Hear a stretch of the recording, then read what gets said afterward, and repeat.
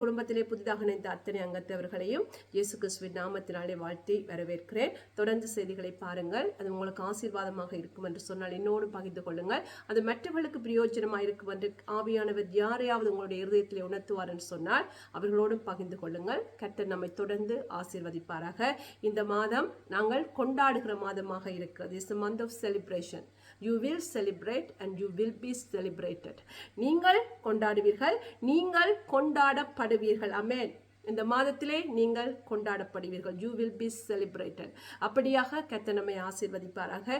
இன்னும் என்னென்ன காரியங்கள் பெண்டிங்ல இருக்கிறது, கர்த்தர் சொன்ன வாக்கு தத்தங்கள் என்ன காரியங்கள் இன்னும் நிறைவேற வேண்டியதாக இருக்கிறதோ அந்த காரியங்கள் இந்த வருஷம் முடிவதற்கு முன்பாக உங்களுடைய கையிலே வந்து சேருவதாக இயேசுவின் நாமத்தினாலே.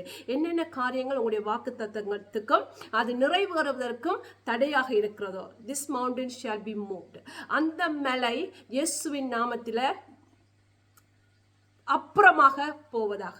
அந்த மேலே என்ன காரியம் உங்களுடைய வாக்கு தத்தத்துக்கும் அது நிறைவேறுவதற்கும் தடையாக இருக்கிறதோ அத்தனை காரியங்களும் இயேசு கிறிஸ்துவின் நாமத்தினாலே அகன்று போவதாக. அத்தனை வாக்கு தத்தங்களும் உங்களுடைய வாழ்க்கையில் நிறைவேறுவதாக வேதம் சொல்கிறது. அவர் எவ்வளவேனும் பொய்யுரையாத தேவன். அவர் அப்படியே செய்வார். என்ன வாக்கு கொடுத்தாரோ அதை நிறைவேற்ற அவர் உள்ளவராயிருக்கிறார். அவர் உண்மை உள்ளவராயிருக்கிறார். ஏற்கனவே முடித்த காரியத்தை தான் அவர் நம்முடைய வாழ்க்கையிலே தொடங்கி இருக்கிறார். ஆகையால் கர்த்தர் உங்களை நிறைவாய் ஆசீர்வதிப்பாராக. அன்றைய நாளில் நாங்கள் பார்க்க போகிற காரியம், நான் அநேகருடைய ஜெபத்துடைய பதிலாக இருக்கிறேன். நீங்கள் அநேகர் பண்ணின ஜெபத்துடைய பதிலாக இருக்கிறீர்கள். I am the answer of the prayers that prayed before. எனக்கு முன்பாக ஜபிக்கப்பட்ட அநேக பரிசுத்தவான்களுடைய ஜெபத்துடைய பதிலாக நான் இருக்கிறேன். ஆண்டவராக இயேசு கிறிஸ்து அவர் உலகத்தின் இரட்சகராக இருக்கிறார்.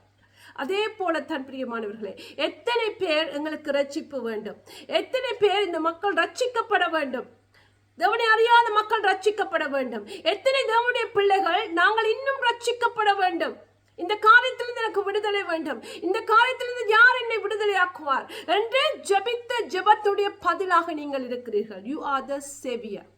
You are a savior. நீங்கள் அந்த ஜெபத்துடைய பதிலாக இருக்கிறீர்கள். அவர்களை விடுதலையாக்குற ஒரு சேவியராக, விடுதலை செய்கிற ஒரு நபராக நீங்கள் இருக்கிறீர்கள். இஸ்ரவேல் புத்திரருடைய வாழ்க்கையை பார்க்கும்போது யாத்திராகமம் 3ஆம் அதிகாரம் 9-10 இப்படியாக சொல்கிறது. இப்பொழுதும் இஸ்ரவேல் புத்திரரின் கூக்குரல் என் சந்நிதியில் வந்து எட்டிட்டு, எகிப்தியர் அவர்கள் ஒடுக்கிற ஒடுக்குதலையும் கண்டேன்.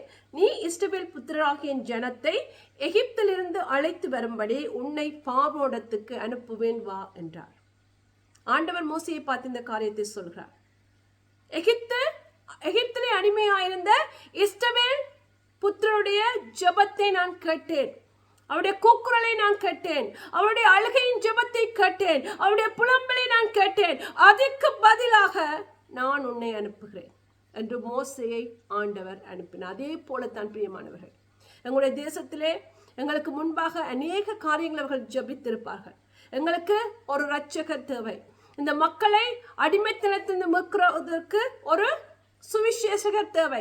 தேவனுடைய வல்லமையோடு செயற்படுகிற ஒரு சுவிசேஷகர் தேவை. இந்த தேசத்திலே எழுப்புதலை கொண்டு வருகிறதுக்கு ஒரு மனிதன், ஒரு மனுஷி தேவை. தேவனுடைய பிள்ளைகள் ரட்சிக்கப்பட்டு ஆத்ம ரட்சிப்பை பட்டும் இன்னும் கட்டப்பட்டிருக்கிற மக்களை, கட்டப்பட்டிருக்கிற தேவனுடைய மக்களை விடுவிக்க எங்களுக்கு ஒரு இரட்சகர் தேவை. அப்படியாக ஜெபித்த ஜெபத்துடைய பதிலாக நீங்கள் இருக்கிறீர்கள். சொல்லுங்கள், நான் அநேகர் ஜெபித்த ஜெபத்துக்குரிய பதிலாக இருக்கிறேன்.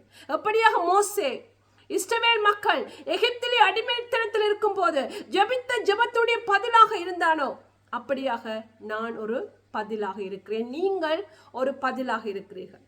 நீங்கள் அப்படியாக நீங்கள் செயற்பட வேண்டும். கர்த்தர் உங்களுடைய வாழ்க்கையை வைத்திருக்க அந்த சித்தம் நிறைவேற வேண்டும். அநேகரை அடிமைத்தனத்தில் நீங்கள் விடுதலையாக்க வேண்டும். அநேக தேவனுடைய பிள்ளைகள் இன்னும் யார் என்னை விடுதலையாக்குவார் என்று கேட்டுக்கொண்டிருக்கிற அந்த மக்களை விடுதலையாக்க வேண்டும். அப்படியாக ஜெபத்துடைய பதிலாக நீங்கள் இருக்கிறீர்கள். நியாயாதிபதிகள் புத்தகத்தை பார்க்கும்போது அது ஒரு சக்கரமாக, ஒரு விஷ சக்கரமாக, ஒரு விஸ்கஸ் சைக்கிள். இவர்கள் தேவனை விட்டு பின்வாங்கி போவார்கள். ஆண்டவர் அவர்களை அடிமைத்தனத்துக்கு ஒப்பு கொடுப்பார்கள். அப்பொழுது அவர்கள் முறையிடுவார்கள். அப்பொழுது ஆண்டவர் அவர்களுக்கு ஒரு நியாயாதிபதி எழுப்புவார். அநேக காரியங்கள் இந்த நியாயாதிபதிகள் புத்தகம் முழுவதும் இந்த காரியத்தை பார்க்கலாம். ஒரு காரியத்தை நான் சொல்கிறேன். நியாயாதிபதிகள் 6ஆம் அதிகாரம் 1ஆம் வசனம் இப்படியாக சொல்கிறது. பின்னும் இஸ்ரவேல் புத்திரர் கர்த்தரின் பார்வைக்கு பொல்லாப்பானதை செய்தார்கள். அப்பொழுது கர்த்தர் அவர்களை 7 வருஷம் மீதியானியரின் கைக்கு ஒப்பு கொடுத்தார். ஒப்பு கொடுக்கும் போது பின் அவர்கள் என்ன செய்தார்கள்? 7ஆம் வசனம் இப்படியாக சொல்கிறது. இஸ்ரவேல் புத்திரர் மீதியானியர் நிமித்தம் கர்த்தரை நோக்கி முறையிட்டார்கள். அப்பொழுது கர்த்தர் கிதியோனை அவர்களுக்கு ஒரு இரட்சகராக எழுப்பினார். அதே போலத்தான் பிரியமானவர்களே, பாவத்திலே அடிமைத்தனத்திருக்கிற மக்கள் அவர்களுக்கு தெரியாது, ஆனால் அவர்கள் மீட்கப்பட வேண்டும் என்று அநேகம் ஜெபித்திருப்பார்கள். அந்த ஜெபத்துடைய பதிலாக நீங்கள் இருக்கிறீர்கள். அந்த ஜெபத்துடைய பதிலாக நான் இருக்கிறேன். விசுவாசத்தோடு சொல்லுங்கள். அநேகரை பாவத்திலிருந்து விடுதலையாக்கும்படியாக, அநேகரை ரட்சிப்புக்குள் வழி நடத்தும்படியாக, யார் இவர்கள் ரட்சிப்புக்குள்ளே வழி நடத்துவார்கள் என்று ஜெபித்த ஜெபத்துடைய பதிலாக நான் இருக்கிறேன், நீங்கள் இருக்கிறீர்கள். அப்படியாக கர்த்தர் வருங்காலத்திலே நம்மை அந்த ஜெபத்துடைய பதிலாக செயற்படும்படியாக நம்மை வழிநடத்துவாராக. இந்த காரியத்தை நீங்கள் நினைவிலே வைத்துக் கொள்ளுங்கள். நீங்கள் எப்படிப்பட்ட விசேஷித்தமானவர்கள். அநேகருடைய ஜெபத்துடைய பதிலாக நீங்கள் இருக்கிறீர்கள். அநேகருடைய ஜெபத்துடைய பதிலாக நான் இருக்கிறேன். அப்படியாக அந்த ஜெபத்துடைய காரியங்கள் நிறைவேறும்படியாக ஆண்டவர் நம்மை தொடர்ந்து ஆசீர்வதிப்பாராக.